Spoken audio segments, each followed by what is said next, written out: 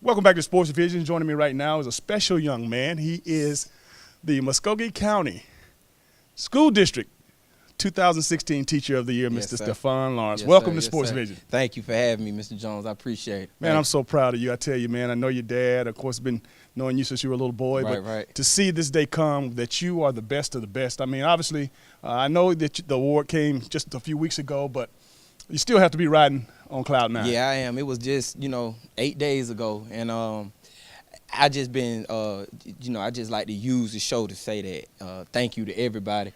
The support and outreach I've received from the community has just been overwhelming, man, from Facebook posts to messages to text messages to phone calls, Pop Barnes coming to see me. It's just been, just humongous, man. And no one starts teaching to get accolades and attention. You know what I'm saying? We do everything we do for the kids as a way of service, and to get all of this is just, I'm very grateful, and I've been very blessed to be named the Teacher of the Year. It touches my heart because, again, seeing great things happen to great people. And, of course, I know, like I said, your family. I know your mom and dad did an excellent job with you. You're an athlete. You're a scholar. You're an inspiration and a mentor to our young people. Yeah. It's just and then you're still, how old are you? 29. 29 years old, man. 29. You're still, I got shoes older than you.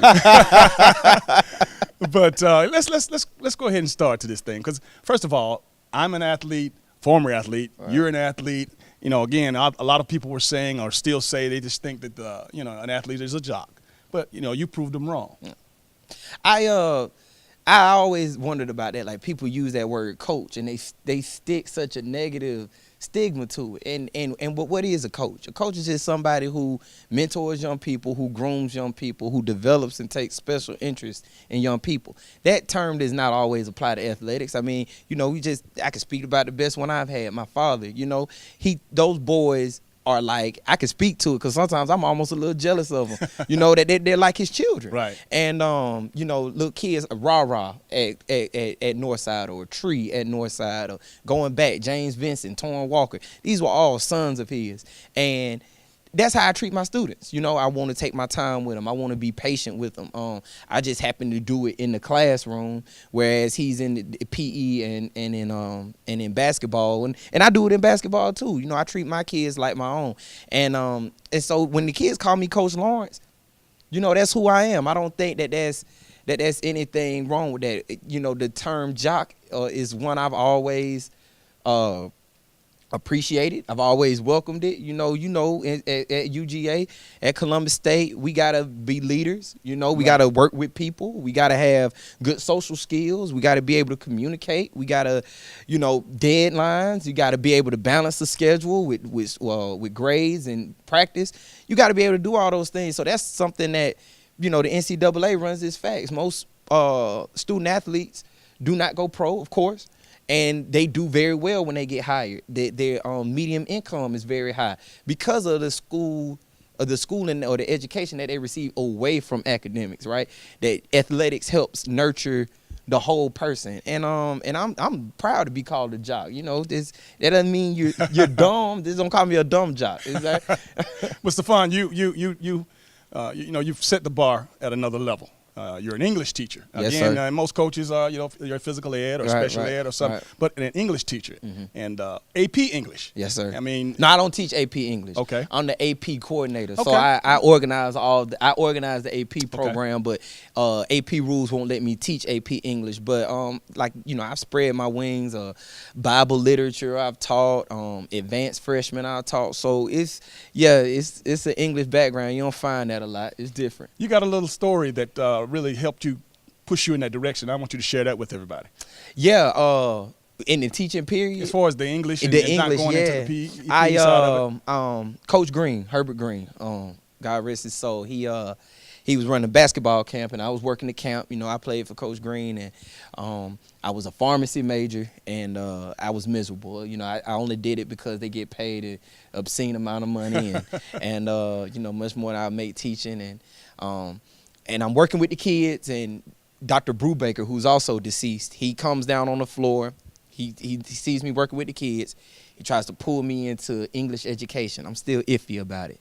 He said, well, just come see me tomorrow. So I go see Dr. Brubaker, and he pulls out all these statistics about how there's no men in education. Like 1% of America's teachers are black men. Okay. And if you take away the special ed and the athletic standpoint of it, it's like 0.02, 0.03 that I would fall into. And he was saying that, you know, how powerful a narrative is, and that there's a narrative, the black male, the young black male is a narrative that is completely been eradicated from the education system. And because of that, a lot of our kids suffer when you look at test scores and stuff like that. So, I mean, he had me, I really drank the Kool-Aid, so to speak, and I went home to my father and talked about it. And but I told Dad, I said, you know, I want to teach PE. And my dad was like, no. Like, you do education, don't teach PE, don't teach special ed. He said, you go do something academic, you know. And I've always liked English. I've been I've been very good with words. I like reading, I like writing. So English was it. And I think it's the best choice I've ever made. A couple of years ago, I came up to the gym, as I often do, and I saw you in the middle of these kids. And again, it was a situation where, unlike any teacher-kid kind of conversation, usually, you know, the kids look at a teacher as an authoritative figure. But you were actually communicating with these kids, and you have to see it, folks, to really understand. But he was just so comfortable, and the kids were all zoomed in and keyed in on what you were saying. You spend a lot of time with these kids. I do. And I think you have to. If you don't, it kind of goes for naught, especially the kids that I teach at Carver. A lot of these kids come from backgrounds that don't nurture them as a whole. And a lot of times teachers don't want to sign up for that because it's a heavy burden. But I think it's something that has to be done. Kids, a lot of times, they need life lessons just as much as they need academics, right? So if you got a kid that goes out and steal a car, but he can recite Shakespeare, well, what good is that? Right? Like, you would much rather have a kid that struggles to recite Shakespeare and you work with him and decides not to steal the car. You see what I'm saying? Mm-hmm. And so I do talk to them on a very personal level. I think it makes it more relevant for them. It gives them a conduit with which they can communicate without feeling like they're being judged all the time. But, you know, at the same time, they know that Coach Lawrence got a limit, limit. So, that's my style. It's a little unorthodox, but I think it works. And that speaks to my next question. And I know that I want to ask you this because you're a lot closer to the kids than I am. And I know a lot of people out there that are watching right now are interested in this question because, again, the culture of our kids today is so, you know, every time you read the paper, somebody is doing something bad, of course. And, you know, how do we reach these young people? I think they need to get the real. A lot of this, my stance has been kind of unpopular, but I just think that the world is becoming more and more open, and that's good and bad. They're seeing a lot more stuff, but it gives you it gives you more options on how to reach them. Be creative. I think we need to Skype people who've made bad decisions. I think they need to be, you know, that maybe not every day, maybe not every week, but, you know, every once in a while, maybe a couple of times a semester. They need to talk to people who have messed up so that they can see, you know, what it's like to have somebody tell you when to use the bathroom, tell you when you can go to sleep, tell you when you wake up. Because these are all freedoms that we enjoy freely and never think about it until they get snatched away from you. Well, too many of our kids are getting them snatched away, then realize, oh man. Mm-hmm. And so I think that to bring the real to them goes much more, because what they see, Netflix, TV, movies, is all sensationalized. You know what I'm saying? Like, they almost romanticize, or in their music, right? They almost romanticize these bad situations. Well, they need to see it, right? They need to see that up close and personal, like, no, this is not the best. Because when a teacher tells them, this is somebody who hasn't messed up, right? Like, this is somebody who's gone to college a lot of times, twice over, 3 times over. Their principal, same case. You, right? Community activist, but same case. I think they need to hear the other side. That's what we tell them in English. You write an argument, and then you acknowledge the counter argument. Well, they never get the counter argument. And so I think they need to get it, because I think it makes it more real for them. We're talking to Muskogee County School District Teacher of the Year, Stefan Lawrence. Crazy. Man, that sounds good. Hey, that will be with you for the rest of your life. You know that, right? Yeah. I know. It's crazy. My next question, English. again, I wasn't the sharpest knife in the drawer. I pretty much did what I had to do to get by. I didn't apply myself as like I should. Now, I read something where you make your kids, or you relate something to them that make them motivated to want to do and read literature in English. Talk to me about that. I try to use the standards, and I try to cater them to Carver. My kids are not huge. Some of the stuff that they want us to teach, they don't necessarily say how to teach it, right? Okay. And so if I'm teaching metaphor, I don't necessarily have to use somebody who they can't relate to, right? So you want me to teach metaphor. Well, you don't say that I have to use Emily Dickinson when I can use Tupac, or I can use, J. Cole or Kendrick Lamar or somebody like that. It immediately engages them because they see themselves reflected in the curriculum.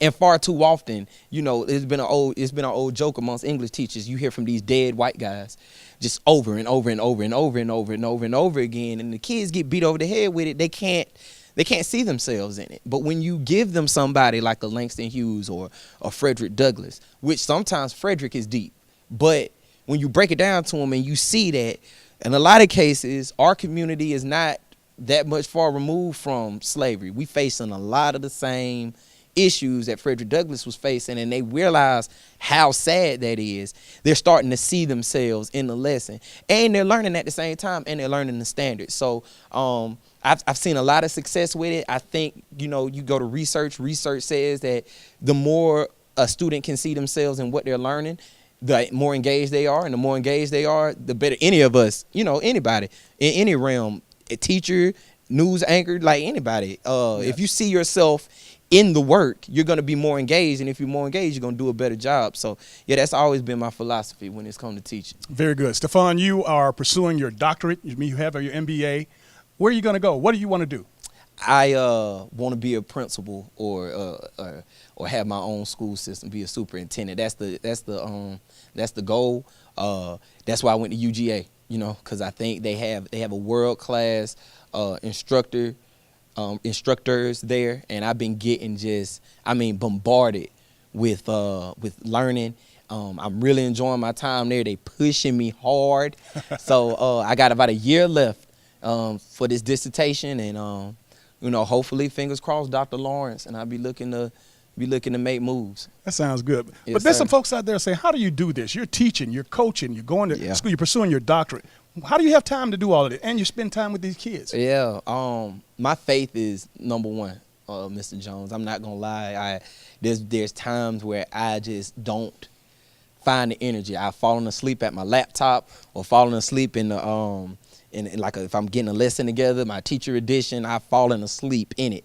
God will let me sleep for 2-3 hours and wake back up, and I found a way to get through it. I'm also single, and I'm also childless, so that helps. That does help following, trying to follow the plan that I've been set out, and sat down with my parents and my pastor and stuff like that, just trying to stay on the right track, do the right things, and if I had a kid or a wife or something like that, it would be harder. So just trying to make a way for when I do have a family and stuff, and it's been going well so far, so we'll see. I could talk to you all day. I thoroughly am enjoying this interview, but for the sake of the television and time, yes, sir, I want you to look into that camera and talk to those folks out there, those parents, those kids, those coaches, those aspiring Stefan Lawrences, and just share few of your thoughts. Well, my main thing is I just want everybody to know that Columbus is a community, and we're going to be okay. Right, that's my main platform as Teacher of the Year, is that we're going to be okay as a community, but we have to make it as a community. A lot of stuff gets stigmatized. Like Carver gets a bad rep for a lot of stuff. Carver is an outstanding institution. Kids are learning. Kids are coming to school. Kids are excelling in academics, athletics, military. Our ROTC program is strong. Career in tech, we got kids getting Pratt Whitney job interviews and going right into the workforce. And so we're being the social engine. We're being the engine that drives change and productive citizenship and college going kids. And And I just want everybody, like as a community, we just gotta bind together strong. We're gonna be fine, but we have to invest in ourselves, and we gotta invest in these kids. And by investing, I mean more than writing a check. I mean manpower, man hours. Like you, Mr. Jones, I see you up here all the time. Our kids need to see that. They see you as a reporter first, and this great athlete from the past second. When they hear about all the stuff you've done athletically, they're like, oh man, it makes you cooler to them. And so that's what they need to see. They just need to see us, hear our stories, people who have lived, people who have made it. And we need to do that. We need to open up our schools more to parents. Parents, you need to open up yourselves more to school, and we're gonna see a real change in our children. I really believe that. And once again, I'm flattered and honored to be the Teacher of the Year. Thanks for everybody who's reached out to me. My mom, I love you. She want me to say that. All right. Yeah. Ladies and gentlemen, boys and girls, the Muskogee County School District Teacher of the Year and Kenny Lawrence's baby boy, Stefan Lawrence. We'll be right back Yes, sir. after this.